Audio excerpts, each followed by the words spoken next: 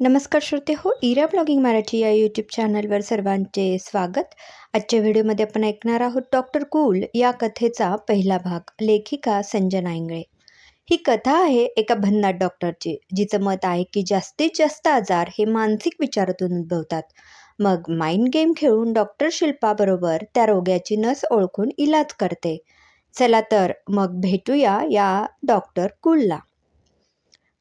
बोला, काय त्रास होतोय तुम्हाला? डॉक्टर शिल्पासमोर बसलेल्या एका 50च्या बाईला विचारत होत्या।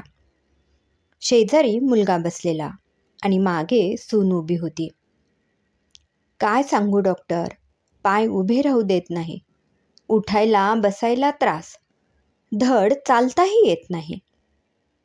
डॉक्टर शिल्पाने निरखून पाहिलं। तिने बरोबर त्यांची दुखरी नस पकडली। आधी पूर्ण चेक केलं आणि डॉक्टरची शंका खरी ठरली।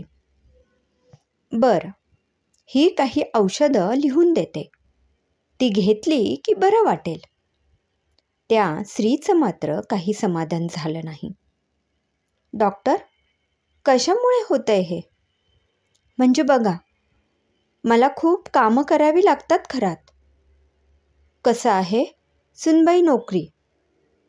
अहो, त्यामुळे काहीही होत नाही, उलट कामं केली की व्यायाम होतो, असं म्हणत शिल्पा एकदा त्यांच्या सुनेकडे बघते। एक मिनिट, तपासायची गरज तुम्हाला नाही, यांना आहे।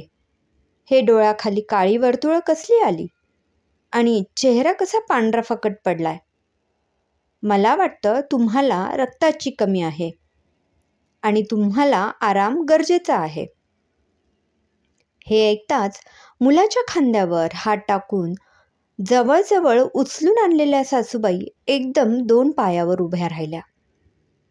अंगात एकदम त्राण आला आणि त्या म्हणाल्या, तिला काय धाड भरली आहे? तिच्यामुळं घरातलं सगळं मला पाहावं लागतं आणि दुखणी लागली माझ्या मागे। 2 पायावर उभंही राहता येत नाही मला। सर्वजण त्यांच्या पायाकडे बघतात।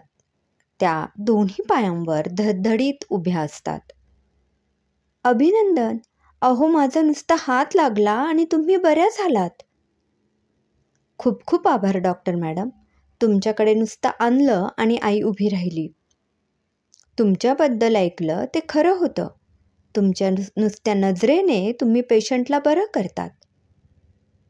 सुनेची तपासणी केली। खरोखर नोकरी आणि घर सांभाळता सांभाळता आलेल्या ताणाचा परिणाम तिच्या आरोग्यावर झाला होता। शिल्पाने तिला आराम करायला सांगून सासूबाईंना 4 व्यायाम जास्त करायला सांगितले। सुनबाईने मनोमन डॉक्टरचे आभार मानले आणि तिघे तिथून निघून गेले। May I come in ma'am? Yes कम।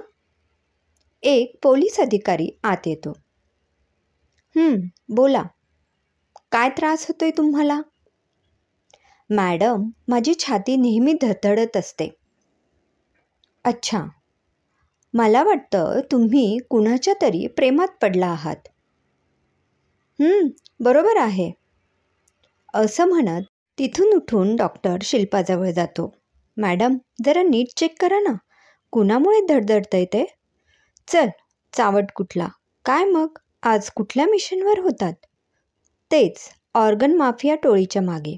काही तपास? अजून तरी नाही। बरं, चल आता घरी जाऊया सोबत, पिंकीला आणायला जायचं आहे। आणि हो, उद्या आईबाबा येणार आहेत घरी, मला क्लिनिक बंद ठेवावं लागेल। नाही, क्लिनिक बंद नाही ठेवायचं। आईचं स्वप्न होतं की आपली सून डॉक्टर असावी म्हणून, ती तुला नाही सुट्टी घेऊ देणार। तेही बरोबर म्हणा, आपल्या लग्नाला इतकी वर्ष झाली, पण कधी कुरबुर केली नाही त्यांनी। क्रमशः। श्रोते हो, कसा वाटला कथेचा पहिला भाग? कमेंटमध्ये जरूर कळवा। पुन्हा भेटूया कथेच्या पुढील भागात। धन्यवाद।